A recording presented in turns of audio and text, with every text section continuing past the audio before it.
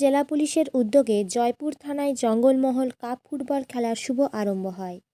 এদিন জঙ্গলমহল পুরুলিয়া জেলার ঐতিহ্য বিভিন্ন অনুষ্ঠান দিয়ে খেলার সব আরম্ভ হয়, যেমন ছৌ নৃত্য, সাঁওতালি নাচ ও আরও অনেক ধরনের গান বাজনা বাজিয়ে শুরু হয় জঙ্গলমহল কাপ।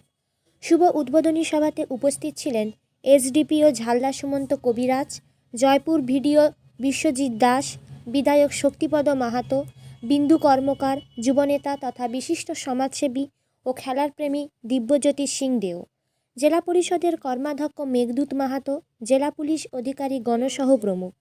জয়পুর থেকে দীনেশ চন্দ্র কুইরির রিপোর্ট, দৈনিক সন্ধান নিউজ।